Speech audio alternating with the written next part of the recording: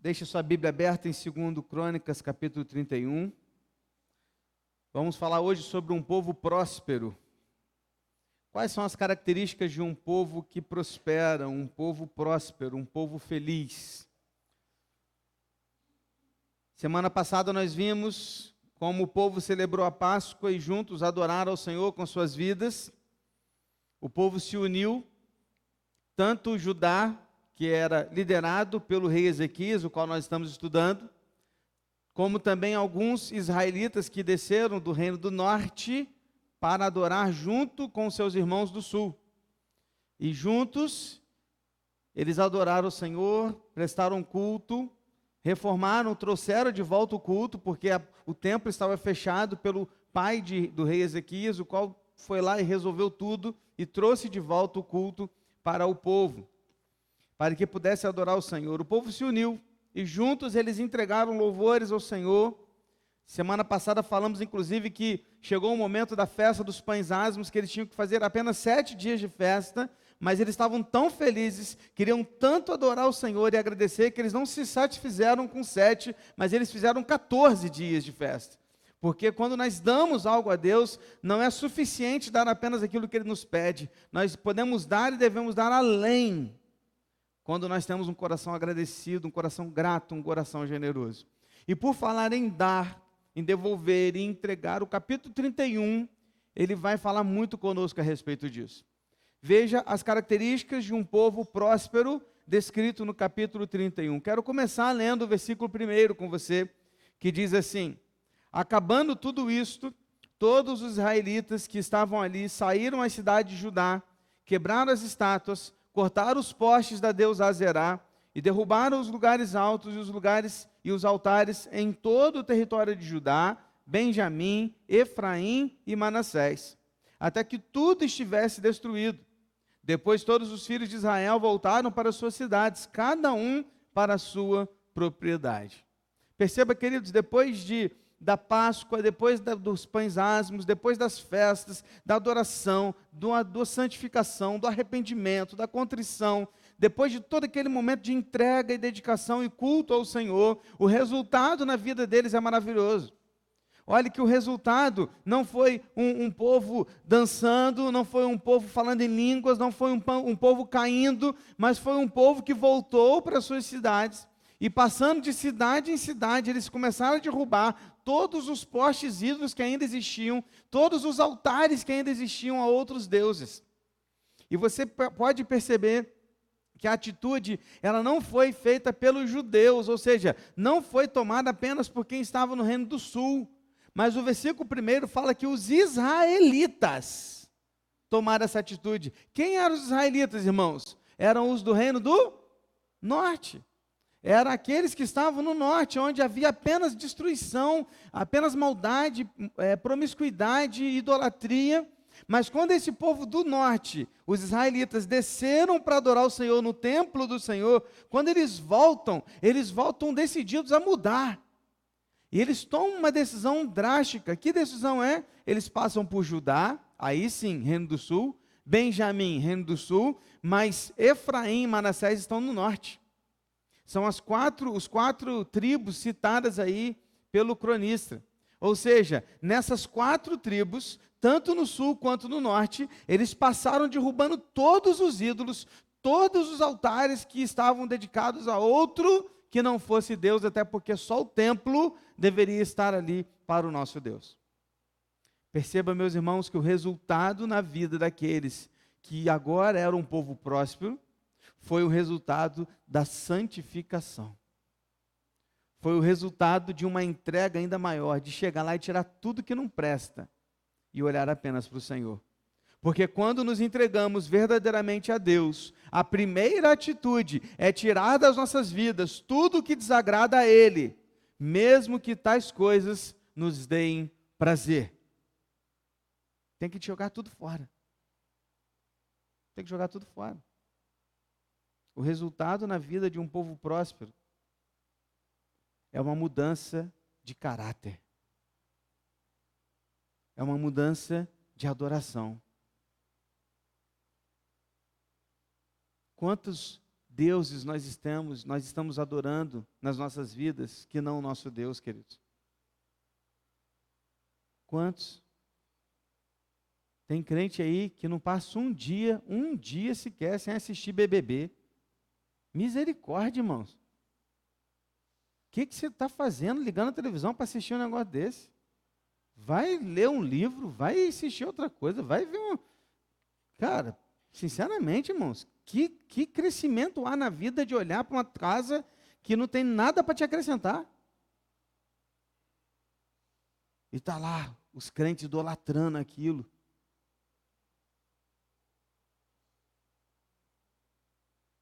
Idolatram outras coisas que lhes dão prazer.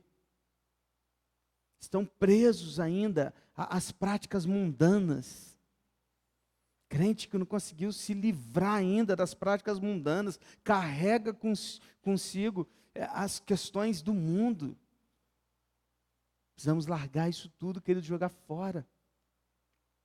Por quê? Porque o resultado na vida de um povo próspero é quando ele chega na sua vida e tira tudo que não presta e olha apenas para o Senhor, para o nosso Deus. Aí vamos lá para o versículo 2 e 3. Ezequias estabeleceu os turnos dos sacerdotes e dos levitas, turno após turno, segundo o seu serviço, para os holocaustos e as ofertas pacíficas, para ministrarem e cantarem junto às portas dos arraiais do Senhor. A contribuição que o rei fazia dos seus bens era destinada para os holocaustos da manhã e os da tarde, para os holocaustos dos sábados, das festas da lua nova e das festas fixas, como está escrito na lei do Senhor. Ezequias, ele fez uma escala, viu que não é só no tempo atual que tem escala. Na igreja nós temos um monte de escala, né? Naquele tempo já tinham as escalas.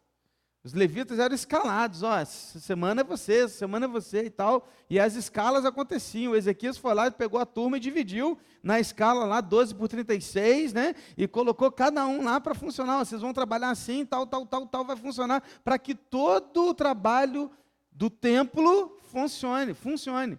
Para que os holocaustos sejam entregues, para que as ofertas sejam entregues, e quando qualquer pessoa que chegar aqui com um cordeirinho para sacrificar ao Senhor, haja alguém disposto e pronto para fazer o sacrifício dele. Tem que ter.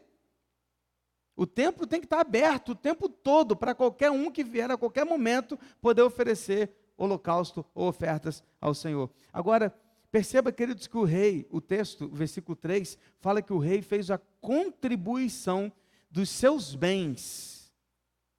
O que o rei fez? Ezequias, ele pegou parte dos seus bens e contribuiu para que os sacerdotes e os levitas sempre tivessem em suas mãos tudo aquilo que eles precisavam para os sacrifícios.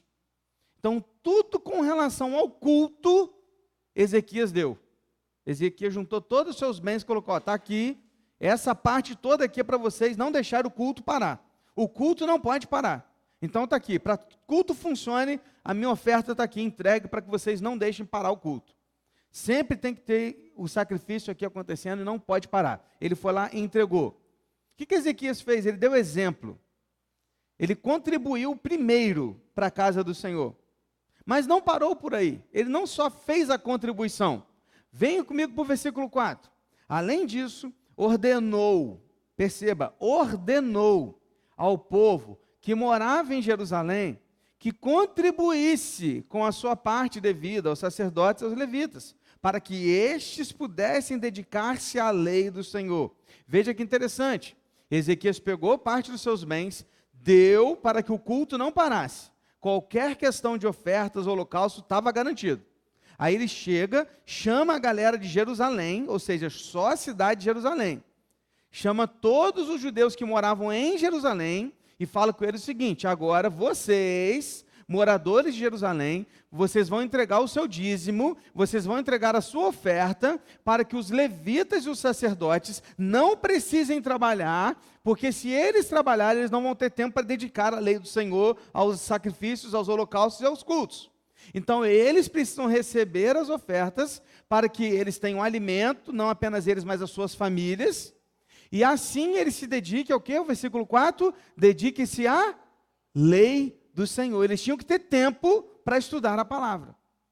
Eles tinham que ter tempo para ler as Escrituras. Eles tinham que ter tempo para estudar. Por quê, pastor? Porque qualquer pessoa que chegasse lá com dúvida da lei, seria um sacerdote que o responderia.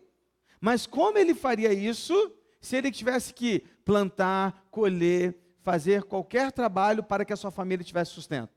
Então o que Ezequias faz? Chama a turma de Jerusalém e fala: vocês vão entregar o dízimo de vocês. Porque com o dízimo de vocês, nós vamos sustentar todo o trabalho do templo, ou seja, todos os trabalhadores do templo. Estamos juntos até aqui? Talvez ao olhar essa palavra, ele ordenou.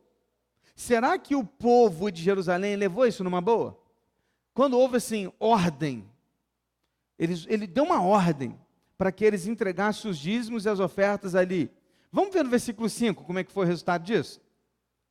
Logo que se divulgou esta ordem, os filhos de Israel trouxeram em abundância as primícias do cereal, do vinho, do azeite, do mel e de todo o produto do campo. Trouxeram também em abundância os dízimos de tudo. Uau!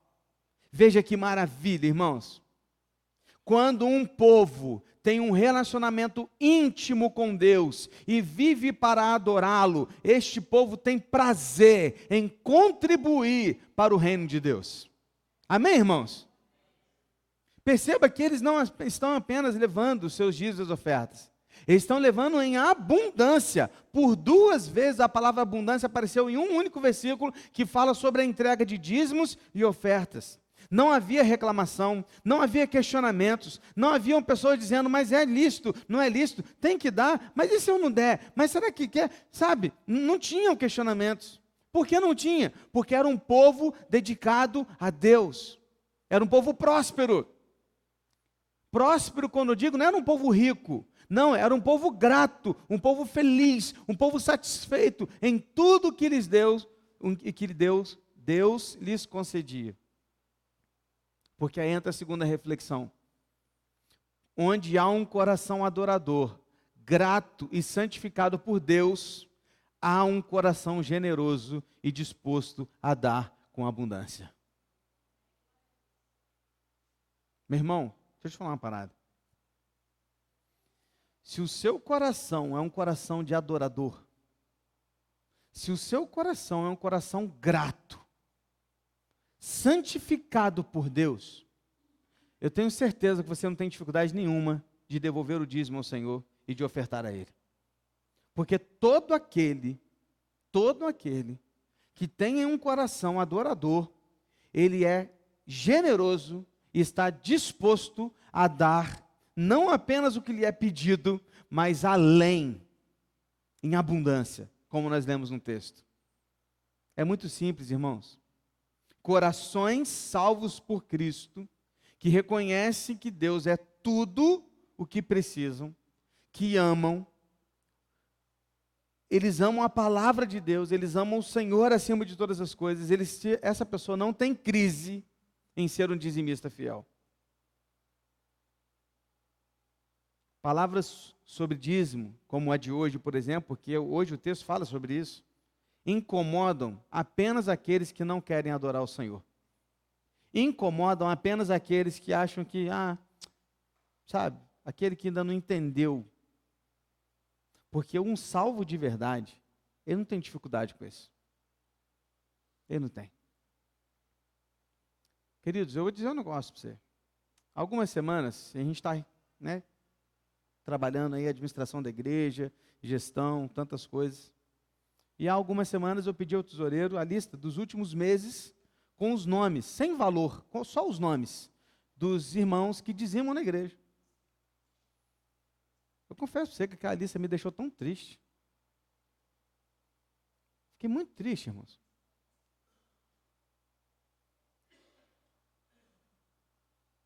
Eu olhei para aquela lista e falei assim: cara, não é possível. 200 membros.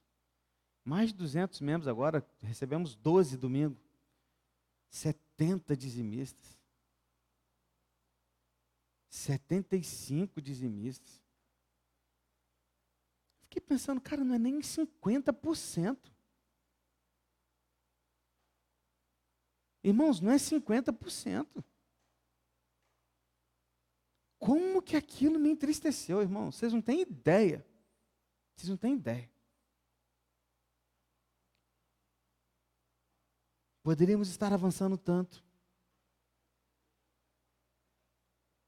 Poderíamos estar fazendo muito mais se todo o povo de Deus contribuísse com alegria e generosidade. Já teríamos outros pastores na igreja de forma integral, o que a gente não consegue hoje. Pastores que poderiam estar cuidando dos nossos filhos, integralmente.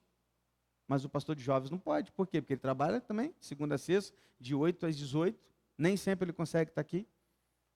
Mas poderia estar aqui, integralmente. Não pode. Porque nem 50% da igreja entrega o dízimo.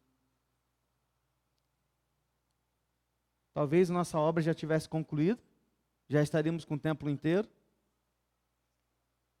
Estaríamos servindo muito mais a comunidade do que servimos hoje. Porque para mim, eu acho que a nossa igreja nem serve a comunidade. Muito pouco que a gente faz, quase nada. Irrelevante o nosso papel aqui. Poderíamos estar montando centenas de cestas básicas, centenas. E montamos algumas poucas unidades. Tem mês que a gente não chega nem a 10. Talvez já teríamos até um missionário bancado pela igreja em um campo. Não pela junta, pela igreja. A igreja pegou e enviou um missionário para o campo. Poderíamos estar abrindo outras frentes de pregação em outros lugares. Enviando para lá um pastor para que pudesse cuidar daquele trabalho. Mas não estamos fazendo. Sabe por quê? Porque a realidade é que o pastor aqui tem que ficar colocando o óleo de peroba para ficar pedindo para as pessoas ofertarem. Aí eu tenho que chegar aqui no domingo e ficar falando, gente, pelo amor de Deus, precisamos construir, tem gente lá fora, precisamos aumentar o templo, contribua, querido, por favor, querido, pelo amor de Deus, é isso que eu tenho que ficar fazendo aqui. Numa igreja séria, que não brinca aqui com o dinheiro de ninguém, vocês sabem muito bem disso. Mas não podemos avançar mais do que a gente consegue, sabe por quê? Porque a gente ainda não conseguiu ser um povo próspero. Porque o próspero não é aquele que tem muito.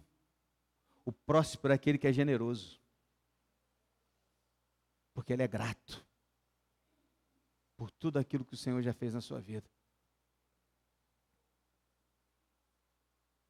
Você acha que parou por aqui? Deixa eu te mostrar o texto então. Vem comigo. Versículo de 6 a 8. Os filhos de Israel e de Judá, que moravam na cidade de Judá, também trouxeram dízimos das vacas, das ovelhas e dízimos das coisas que foram consagradas ao Senhor seu Deus. Fizeram montões e montões. No terceiro mês começaram a fazer os primeiros montões. E no sétimo mês acabaram. Quando Ezequias e os príncipes chegaram e viram aqueles montões, bendisseram ao Senhor e o seu povo de Israel. Irmãos, você lembra qual foi a ordem do rei? Para que povo entregar o dízimo e oferta? O povo que morasse onde? Em Jerusalém, não é isso? Que a gente acabou de ler? Você leu comigo os versículos de 6 a 8? Porque de 6 a 8 o texto está nos dizendo que não foi o povo de Jerusalém só que doou, não. A ordem chegou para o povo de Jerusalém. Mas o povo de Judá, ou seja, toda a tribo, todas as cidades adjacentes, próximas, interior e todas as outras, eles começaram a também trazer para a casa do Senhor seus dízimos e as suas ofertas. Começaram a entregar lá com tudo que eles tinham.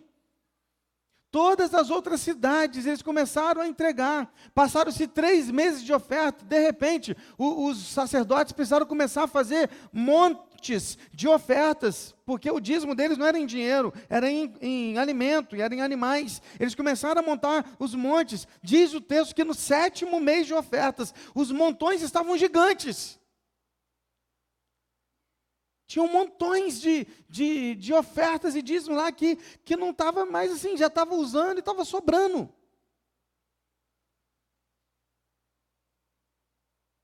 Sabe por quê?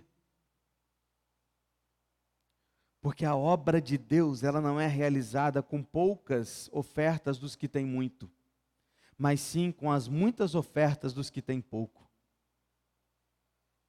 Às vezes a gente fica com essa mesquinhez. A gente fica assim, quem tem que dar oferta é quem tem muito. Quem tem que dar dízimo bom é o cara que ganha lá 10 mil, 20 mil. Eu ganho um salário mínimo. O que é minha oferta perto daquele lá que ganha 10? Querido, você não entendeu nada. Se você pensa assim, você não entendeu nada. Porque não se trata das poucas ofertas dos que têm muito, se trata das muitas ofertas daqueles que têm pouco. Olha o que aconteceu neste lugar, queridos. Jerusalém era o centro, ou seja, em Jerusalém estavam concentradas as pessoas que tinham mais condições, mas de repente, todo o povo da tribo começou a ofertar. E quando eles começaram a ofertar, foi que sobrou. Não foi quando Jerusalém estava ofertando. Foi quando os outros começaram, quando as muitas ofertas dos que tinham pouco, de repente eles começaram a amontoar.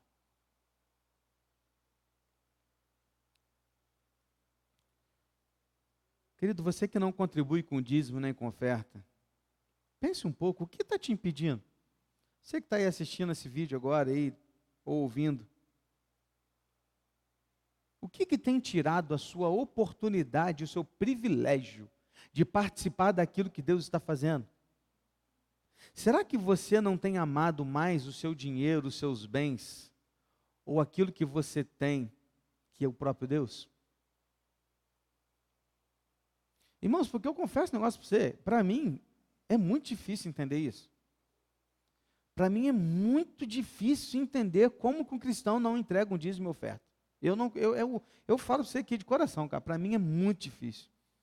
É ilógico, é inadmissível, é inacreditável, é inexplicável pensar, não entra na minha cabeça, alguém que se diz crente, que reconheceu que Cristo é o Senhor e Salvador da sua vida, que ao receber Cristo e reconhecê-lo como Filho de Deus, foi salvo em Cristo, recebeu o Espírito Santo, e o Espírito Santo agora o selou para o dia da salvação, e ele está selado pelo Espírito Santo, depois de ter passado pela profissão de fé, e sentado numa das cadeiras disse, eu acredito no dízimo, e eu o comprometo a dar o dízimo,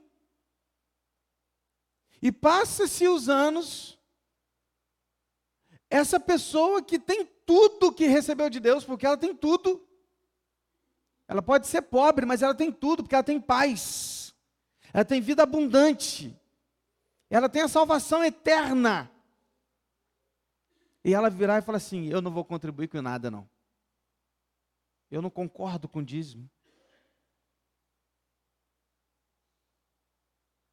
eu não consigo entender. Como não querer dar ao Senhor aquilo que não nos pertence, mas pertence a Ele. Eu não consigo entender, nós somos, sabe o quê? Ladrões. Ladrões, é isso que a Bíblia fala que é aquele que não entrega o dízimo, ladrão, porque reteve algo que não lhe pertence. Eu não consigo entender.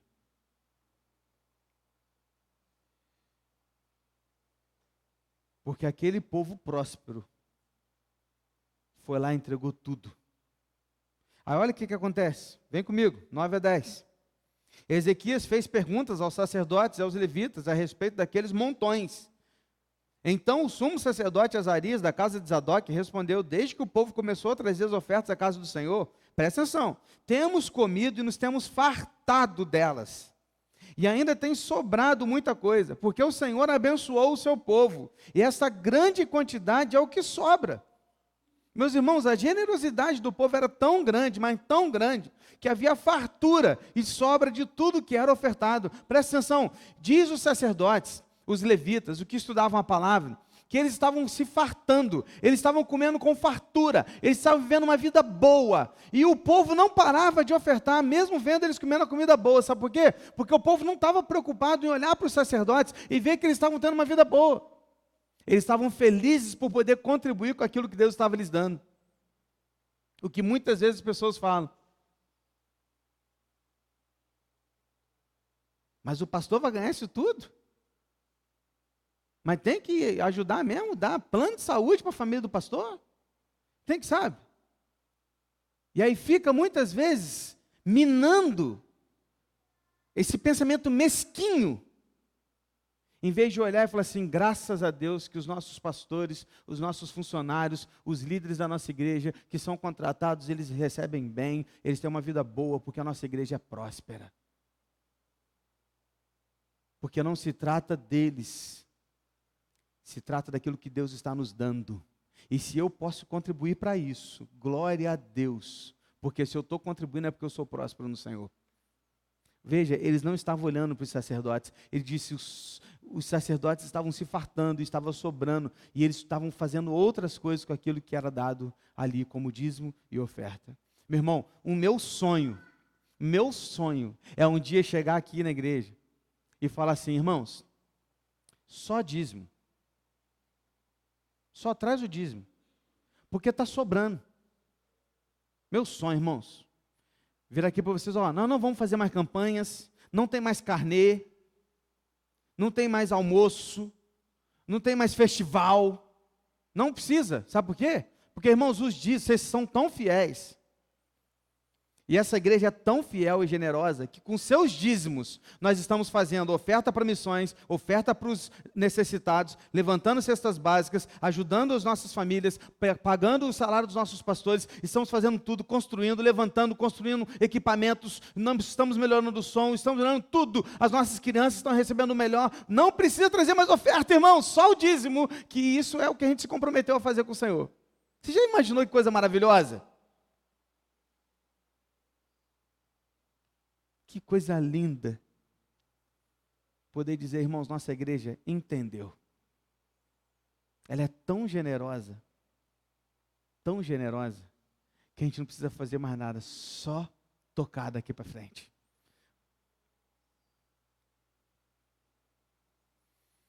Ezequias foi lá e viu aquilo tudo e falou assim, o que está acontecendo aí, gente? O que é esse monte de coisa aí? O sacerdote falou assim, rei, o povo está trazendo tanto, que está sobrando. Aí olha o versículos 11 e 12. O rei então ordenou que preparasse depósito na casa do Senhor. Uma vez preparados, recolheram neles fielmente as ofertas, os dízimos e as coisas consagradas. Quem estava encarregado disso era Conanias, o levita, e Simei, seu irmão, era o seu auxiliar. O rei mandou construir depósitos no templo, e ali eles começaram a guardar, para que não ficasse aqueles montões de coisas no templo, lá no átrio. Então eles fizeram isso. Havia um responsável, o tesoureiro, a equipe de finanças, o conselho fiscal, tinha tudo, irmão. Já tinha tudo lá, a galera contava, conferia, fazia tudo certinho. Para mostrar, vamos, isso aqui é daqui, essas famílias aqui precisam disso, essas famílias precisam daquilo, os órfãos ali, as viúvas aqui, era isso que eles faziam, irmãos. Porque no decorrer dos textos aí, que nós não vamos ler, eu vou voltar só no versículo 20, mas do 13 ao 19, o que está descrito são nomes de pessoas que o rei escolheu para fazer isso. Separando as famílias aqui e ali, os precisavam, os necessitados, e tudo isso era feito com o quê? Com os dízimos e com as ofertas, guardadas nos depósitos que o rei construiu para guardar tudo que o povo estava trazendo. E aí várias pessoas foram escolhidas pelo rei para servir fazendo isso. Sabe por quê? Porque um povo dedicado a Deus tem paixão por servir e trabalhar mais e mais para o Senhor. É um povo próspero. É outra coisa. É outra coisa. O que eu falei com você? Que um povo próspero tem paixão por servir. Aí o que tem que acontecer com o pastor? Passa a hora de peroba, chega aqui e fala, irmãos, nós estamos precisando de gente trabalhar no Ministério Infantil. Nós estamos precisando de gente para trabalhar aqui no Ministério da Comunhão. Já não estamos precisando de gente para trabalhar na recepção. Já não estamos precisando de gente para trabalhar. Eu fico aqui pedindo. Gente, por favor, participa. Clamando para que as pessoas se coloquem à disposição para fazer alguma coisa. Enquanto que a Bíblia está me mostrando aqui que esse povo próspero, eles tinham escalas, eles tinham serviços, tudo pronto. Porque era um prazer servir na casa do Senhor. O pior é depois de fazer toda essa campanha, aparecer uma pessoa para Kelly falar que queria participar do Ministério Infantil. 200 pessoas aqui na igreja domingo, 35 lá fora. Uma pessoa procuraram depois do culto para falar que podia ajudar mais. Aonde estão os corações dos servos?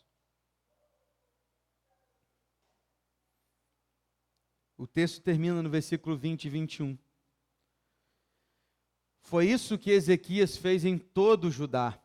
Fez o que era bom, reto e verdadeiro aos olhos do Senhor, seu Deus.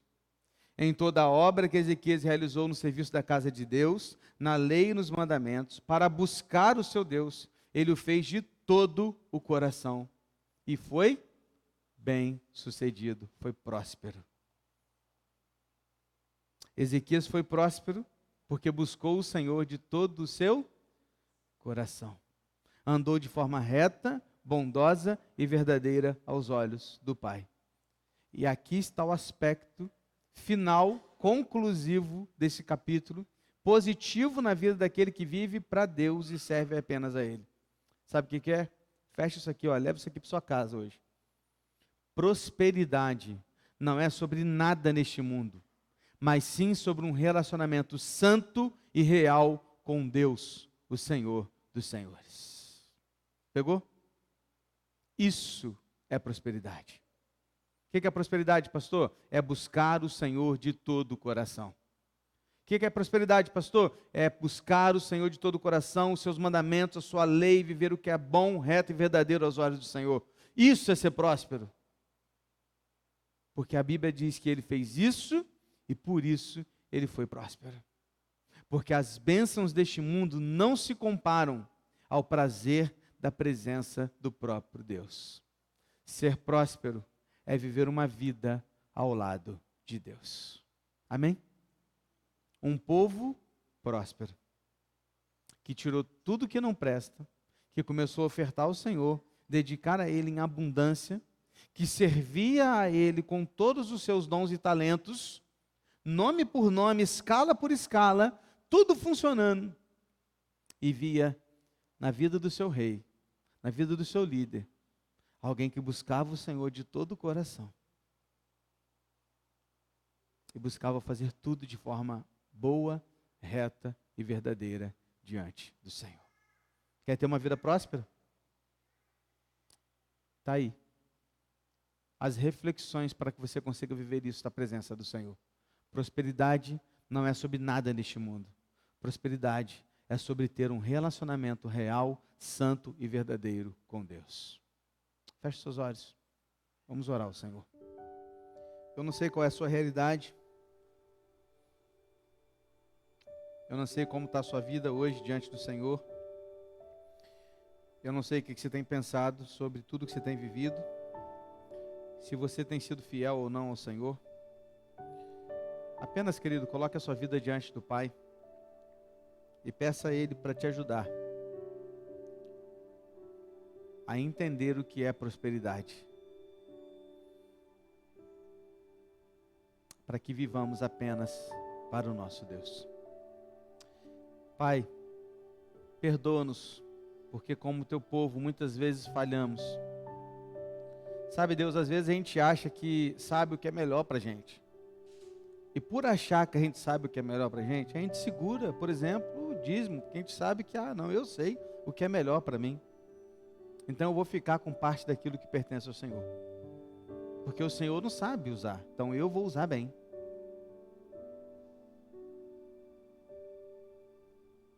Perdoa a gente, Deus, porque a gente não confia plenamente no Senhor.